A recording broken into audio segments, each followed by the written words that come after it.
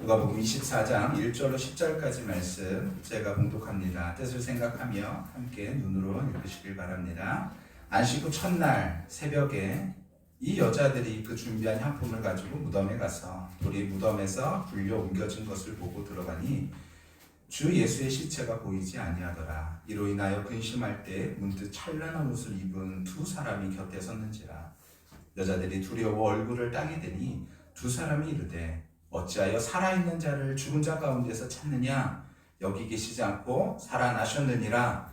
갈릴리에서 계실 때 너희에게 어떻게 말씀하셨는지를 기억하라. 이르시기를 인자가 죄인의 손에 넘겨져 십자가에 못 박히고 제3일에 다시 살아나야 하리라 하셨느니라 한데 그들이 예수의 말씀을 기억하고 무덤에서 돌아가 이 모든 일을 열한 사도와 다른 모든 이에게 알리니 이 여자들은 막달라 마리아와 요한나와 야고보의 모친 마리아라. 또 그들과 함께한 다른 여자들도 이것을 사도들에게 알리니라. 아멘. 우리 자리에 앉도록 하겠습니다. 우리 앞뒤 좌우로 한번 인사할까요? 예수님이 부활하셨습니다. 예수님이 부활하셨습니다. 당신도 부활할 것입니다. 당신도 부활할 것입니다. 여러분 이 사실을 믿으십니까? 아멘. 네, 우리가요. 야, 이 과학의 시대에 무슨 몸의 부활이야 라고 생각할 수 있지만요, 우리는 분명히 부활합니다.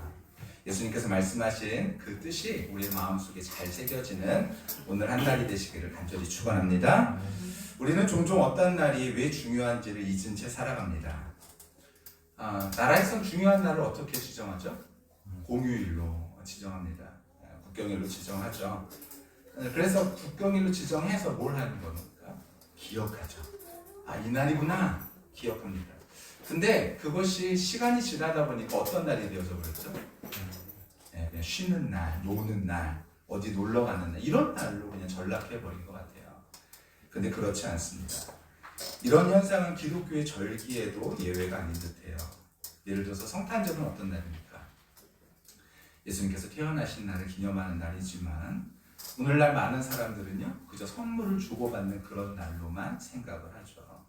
분위기 좋은 그런 날로만 인식하곤 합니다. 그렇다면 부활절은 어떤 날일까요?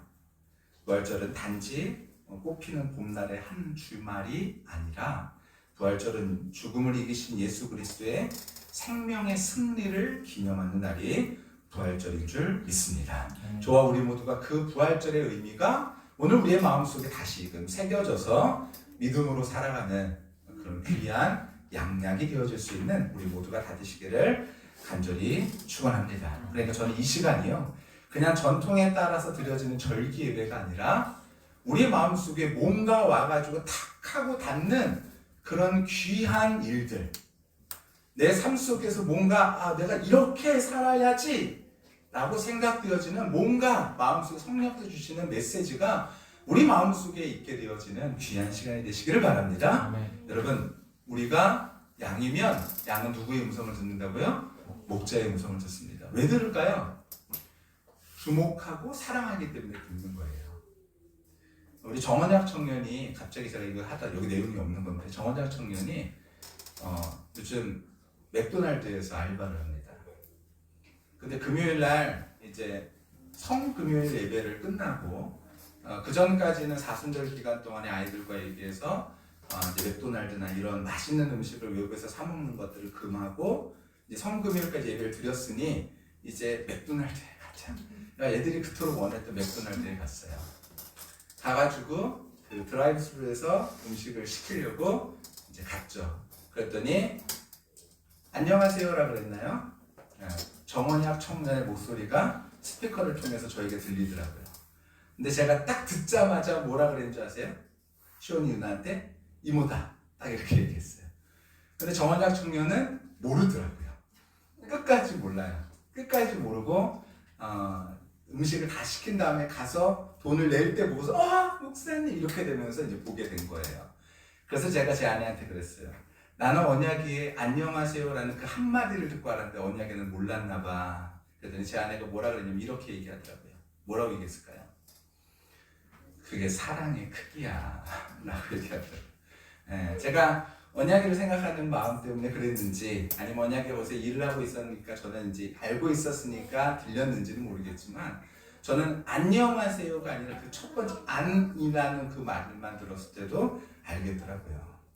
여러분, 이 부활절에 우리가 주님의 음성을 듣고 우리의 마음속에 뭔가 새로운 일들이 일어나기를 성령께서 원하십니다. 여러분, 그거 아세요? 제가 주일마다 아침에 찬양을 보내드리잖아요. 그게 언제 할 찬양입니까? 오늘 예배 때 할 찬양이잖아요. 우리 저기 앉아 계시는, 뒤에 앉아 계시는 우리 박정분 선생님이 우리 카톡에 들어와 있지 않으니까 제 아내가 따로 보내드리거든요.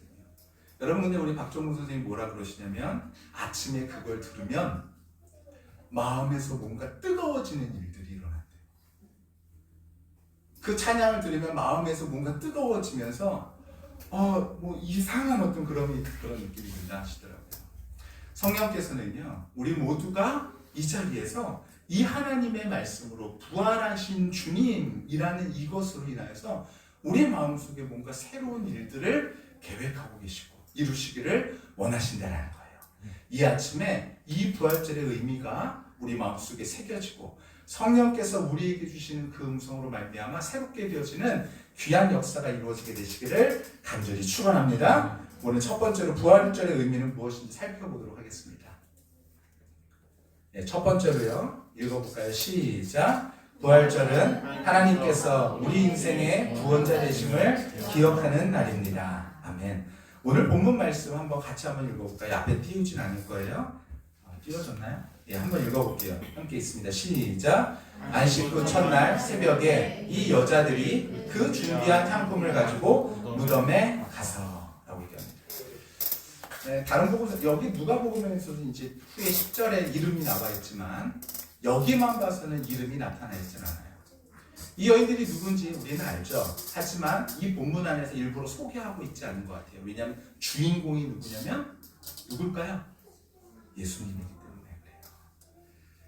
예수님이요, 지금 이 여인들에게 뭔가 보여주고 싶으신 것이 있었던 것이죠. 근데 여인들이, 만약에 우리가 지금 여인들이 한번 해볼까요? 근심이 하나 있죠. 어떤 게 근심일 것 같으세요? 돌이 막혀져 있는 거죠. 큰 돌이 무덤을 막고 있는 것이죠. 이게 너무나 짐이고 근심이 되어졌을 것 같아요. 그런데 가보니까요, 어떻게 돼 있대요? 돌이 옮겨져 있었다. 이런 돌을 왜 옮겼을까요? 오늘 새벽에 나눴었는데 돌을 왜 옮겨졌을까요? 시원아, 돌을 왜 옮겼을까요? 예수님이 나가시기 위해서 돌을 옮기셨을까요? 아니요. 예수님이 나가시기 위해서 돌을 옮기신 것이 아니죠. 예수님은요, 후에 보면 예수님은 어떤 몸을 입고 계시냐면, 예수님은 여기 계셨다가 갑자기 살아나시기도 하고 문을 닫아놔도 들어오시기도 하시고 옆에 같이 곁에 계셨는데도 불구하고 안 계시기도 하고 계시기도 하고, 하여튼 우리의 몸과 같은 데도 아닌 그래서 신비한 몸을 갖고 싶은 분이 예수님이십니다. 근데 예수님이 나가시려고 돌을 열고 있는 건 아니죠. 무엇입니까? 여인들에게 보여주기 위해서 들어와서 보라라는 거예요. 뭐를 보라라는 거예요? 예수 그리스도께서 사망에서 내어 있는 분이 아니라 예수님이 어떻게 되셨다라는 거예요. 사망 권세를 깨트리고 생명으로 부활하셨다는 거예요. 이것을 와서 보라라는 것입니다. 불과 이틀 전에 그들이 따르던 예수님은요, 인간이 고안해낸 가장 끔찍하고 잔인한 사형법인 십자가에서 처형당하셨죠. 예수님은 금요일날 오전 9시에 십자가에 달리시고 오후 3시에 십자가의 시신을 내렸죠. 마태복음은요, 정오부터 오후 3시까지 온 땅에 어둠이 임했다 그래요. 근데 거기 가운데, 사망 가운데에서 예수님은 어떻게 하셨냐? 모든 것이 끝난 것 같은 그 상황 가운데 구원도 소망도 그분을 따르던 모든 믿음도 무너진 그 상황 가운데에서 예수님은요, 어떻게 되셨다는 거예요? 살아나셨다는 거예요. 근데 예수님이 어떻게 사셨냐라는 거예요. 믿음으로 사셨던 예수님께서 살아나셨다라는 것입니다.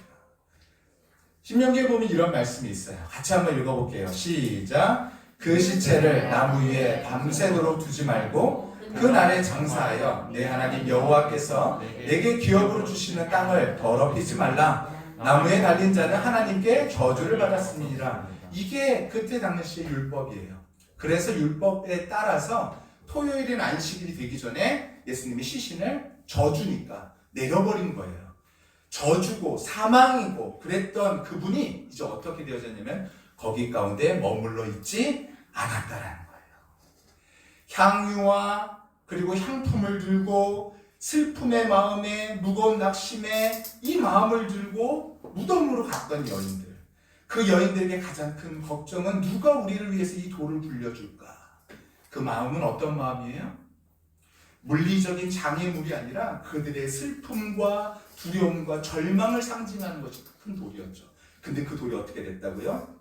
자신의 힘으로 결코 움직일 수 없었던 그 돌이 옮겨졌다는 거예요.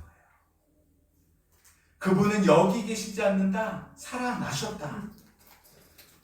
여러분, 그래서 여인들이 들어와서 그 돌을 옮겨진 곳 안을 볼 수 있었던 것이죠. 사랑하는 성도 여러분, 우리 인생에도 그러한 돌들이 있습니다. 절대로 옮길 수 없는 것 같은 돌. 근데 그 돌 중에 마지막 돌이 무엇입니까? 사망이라는 돌이죠. 우리는 그 돌을 누구도 옮길 수 없어요. 그런데 하나님께서는요, 예수님을 믿음으로 사셨던 예수님을 그 모든 사망 가운데에서 해결해 주시고 생명을 주셨다라는 것입니다. 우리에게도 불가능해 보이는 상처, 넘어설 수 없는 현실의 벽, 끊을 수 없는 죄의 유혹, 혹 꺾여버린 끔과 그리고 실패들이 우리의 삶의 돌일 수 있어요. 그렇지만 기억하십시오. 하나님은 그 큰 돌을요, 옮기실 수 있는 분이십니다. 우리가 할 수 없을 때 하나님은 일하시고 하나님은 길을 내시고 생명을 주시는 분이시다라는 거예요. 부활절은 바로 그 사실을 기억하고 확신하는 그런 날입니다. 그분은 살아계십니다. 그리고 그분은 내 삶의 절망의 돌도 옮기실 수 있는 능력의 하나님이시다라는 거예요. 두 번째로는요, 우리가 기억해야 될 것은 무엇입니까? 읽어볼게요. 시작. 부활절은 하나님의 약속이 반드시 이루어진다는 사실을 확증하는 날입니다. 아멘. 무덤에 돌이 옮겨졌고 예수님의 시신은 보이지 않았죠. 근데 여인들이 찾습니다. 죄송해요. 앞으로 다시 넘겨볼게요. 보니까 2절 말씀 같이 한번 읽어볼게요. 시작. 돌이 무덤에서 불려 옮겨진 것을 보고 계속이요. 들어가니 주 예수의 시체가 보이지 아니하더라. 여러분, 보이지 않는 게 당연합니다. 왜냐하면 그 전에 예수님이 뭐라고 말씀하셨습니까? 이렇게 말씀하셨죠. 우리 같이 한번 읽어볼까요? 우리 어찌하여부터 한번 읽어볼게요. 시작. 어찌하여 살아있는 자를 죽은 자 가운데서 찾느냐? 여기 계시지 않고 살아나셨느니라. 갈릴리에 계실 때 너희에게 어떻게 말씀하셨는지를 기억하라. 이르시기를. 예수님이 뭐라고 말씀하셨대요? 이렇게 말씀하셨어요. 읽어볼게요. 시작. 인자가 죄인의 손에 넘겨져 십자가에 못 박히고 제3일에 다시 살아나야 하리라 하셨느니라. 예수님께서 이 말씀을 하셨다는 거예요. 여러분, 이 말씀을 어떻게 하라는 거예요? 생각해봐. 예수님은 어떻게 돼? 살아나시지? 라고 이야기하는 것입니다. 여러분, 예수님은요, 하나님은 어떠한 분이세요? 신실하신 분이세요. 약속하신 것을 결코 변개치 않으십니다. 예수님은 말씀하신 대로 살아나시겠다 하셔서 살아나신 분이시죠. 민수기에 보면 이런 말씀이 있어요. 읽어볼게요. 시작. 하나님은 사람이 아니시니 거짓말을 하지 않으시고 인생이 아니시니 후회가 없으시도다. 어찌 그 말씀하신 바를 행하지 아니하시며 하신 말씀을 실행하지 않으시랴. 하나님은 말씀하신 대로 다 이루시는 분이세요. 예수님은 죽으셨다가 부활하실 것을 말씀하셨고, 아니 그 전에 하나님께서 본인이 직접 이 세상에 오셔서 우리의 목자가 되시겠다고 약속하셨고, 그 일들을 이루셨고 십자가에서 죽으셨고, 이제 예수님은 어떻게 하셨어요? 우리에게 다시 오실 것을 말씀하셨다는 거예요. 죽은 자를 사흘 만에 다시 살리시겠다는 약속만큼 어렵고 불가능해 보이는 약속이 어디 있습니까? 하나님은 그 약속을 지키셨어요. 그리고 우리에게 이런 말씀을 허락해 주셨죠. 읽어볼게요. 시작. 주께서 호련과 천사장의 소리와 하나님의 나팔 소리로 친히 하늘로부터 강림하시리니 그리스도 안에서 죽은 자들이 먼저 일어나고 그 후에 우리 살아남은 자들도 그들과 함께 구름 속으로 끌려올려 공중에서 주를 영접하게 하시리니 그리하여 우리가 항상 주와 함께 있으리라. 그러므로 이러한 말로 서로 위로하라. 아멘. 이게 어디냐면 데살로니가 전서에 있는 말씀인데요. 제가 한번 읽어드릴게요. 데살로니가 전서 4장에 보면요, 이런 말씀이 있어요. 사람들이 죽은 자에 대한 고민이 있는 거예요. 그럼 이 죽은 사람은 다 어떻게 됩니까? 라는 것이죠. 그것에 대해서 바울이 답을 줬는데, 형제들아, 자는 자들에 관하여는 너희가 알지 못함을 우리가 원하지 않는다. 여러분, 죽은 사람들 다 어떻게 됩니까? 어떻게 돼요? 어떤 사람들은 말하죠. 망령이 돼가지고 이 세상을 떠돈다. 뭐 어떤 사람은 그냥 좋게 말하면서 좋은 데 갔다. 어떤 사람은요, 근데 죽은 사람은 좋은 데 안 갔다 이렇게 말하는 사람은 없는 것 같아요. 좋은 데 갔다. 그런데 바울은요, 너희가 죽은 자들에 대해서 알지 못하는 것을 내가 원하지 않는다라고 말해요. 그러면서 뭐라 그러면 소망 없는 다른 사람과 같이 슬퍼하지 않게 하려 함이라. 죽은 자들 어떻게 된대요? 14절에 보니까 우리가 예수께서 죽었다가 다시 살아나심을 믿을진대. 예수님께서요, 죽으셨다가 살아나심을 믿을진대. 이와 같이 예수 안에서 자는 자들도 하나님이 그와 함께 데리고 오시리라 라고 말씀하십니다. 예수님이 죽으셨죠? 부활하셨죠? 마찬가지로 우리 죽은 자들도요, 마지막에 하나님도 어떻게 하신대요? 다 심판하실 때 데리고 오시겠다는 거예요. 그래서 우리 가운데 함께 있게 하시겠다는 것이죠. 우리가 주의 말씀으로 너희에게 이것을 말하노니 주께서 강림하실 때까지 우리 살아남아 있는 자들도 살아남아 있는 자도 자는 자보다 결코 앞서지 못하리라. 우리도요, 맨 마지막에 주님께서 다시 오셔서 심판하실 때 죽어 있는 자들이 다 다시 살아나서 그 심판을 받을 것이고 우리도 연이어서 그 심판을 받게 되었을 것이다 라고 얘기해요. 그때 무슨 일이 벌어지느냐, 이 말씀이에요. 주께서 호령과 천사장의 소리와 하나님의 나팔 소리로 친히 하늘로부터 강림하시리니 라고 얘기합니다. 하나님께서 이 땅 가운데 어떻게 하신다고요? 다시 오신다는 거예요. 근데 오실 때 모습이 어떻게 오시느냐, 하늘로부터 임하는데 빽빽한 구름 가운데 임하신다라고 얘기하고 있어요. 구름 가운데 임한다는 건 하나님, 우리 예수님 어떻게 다시 오실까요? 우리가 봤을 때 구름을 타고 쫙 이렇게 오실까요? 그렇게 오신다기보다는요, 구약 성경에서 보면요, 예수님 하나님의 임재를 상징할 때 구름으로 표현합니다. 하나님의 모습으로 예수님이 이 땅 가운데, 하나님의 모습으로 이 땅 가운데 오신다는 거예요. 하나님께서 이 땅 가운데 오셔서 죽은 자들이 어떻게 된다고요? 다 다시 살아나는 일들이 일어난다는 거예요. 그리고 우리도 그 후에 심판을 받게 되었습니다. 17절에 그 후에 우리 살아남은 자들도 그들과 함께 구름 속으로 끌려올려 공중에서 주를 영접하게 하시리니 그리하여 우리가 항상 주와 함께 있으리라. 그러므로 이러한 말로 서로 위로하라 라고 말합니다. 여러분, 이 말씀이 하나님의 말씀이고 이 말씀이 주님의 뜻입니다. 그렇다면 예수님 다시 오시겠다라고 말씀하셨던 그 약속은 분명히 이렇게 이루어진다는 것이죠. 그럼 우리가 어떻게 살기를 원하십니까?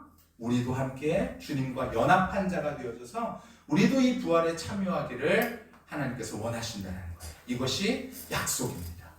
이 약속이 우리 가운데 소망으로 있게 되시기를 예수님의 이름으로 간절히 축원합니다. 이게 소망으로 있으면 그 다음부터 어떤 일이 벌어질까요? 내가 세상의 뜻을 두고 살아가는 것이 아니라 주님 안에서 살아갈 수 있는 일들이 이루어지게 되어지는 것이죠. 제가 이번 주에 우리 성도님들과 함께 식사를 준비합니다. 어떻게 식사를 할까 생각을 하다가 제 아내한테 이거 해볼까 저거 해볼까 막 그런 생각을 했었어요. 그러다가 이렇게 하면 좋겠다 해서 준비를 했죠. 그럼 준비해가지고 오늘 저희 집에 가면 뭐가 있을까요? 유나가 지금 뭐라고 했는지 들으셨어요? 항아리 이렇게. 네, 저희 집에 항아리가 있습니다. 왜냐면 항아리에다가 제가 고기를 구웠거든요. 집에 가면 없을까요? 있을까요? 있어요. 왜요?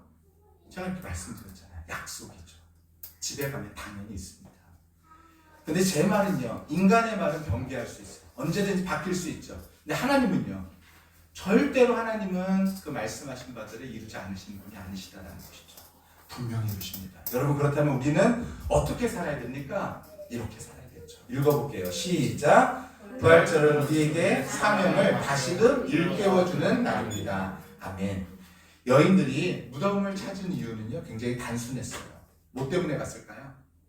부활하신 예수님을 만나러 간 것은 아니었어요. 처음에는요. 그 장래에 대해서 애도하기 위해서 갔던 것이죠. 향품과 향유를 들고서요, 그들의 마음속에 근심으로 갔던 것이죠. 절망으로 가득 차 있던 마음이었습니다. 그런데 부활은 그들의 목적을 송두리째 밟아버린 거예요. 여러분, 우리가 부활의 주님을 진심으로 만나게 되어지면요, 그럼 우리의 삶의 목적이 송두리째 바뀌어지는 역사가 이루어진다는 거예요. 시신에 바르려 했던 향유도, 향품도, 애도의 눈물도 다 필요 없는 것이 되어졌어요.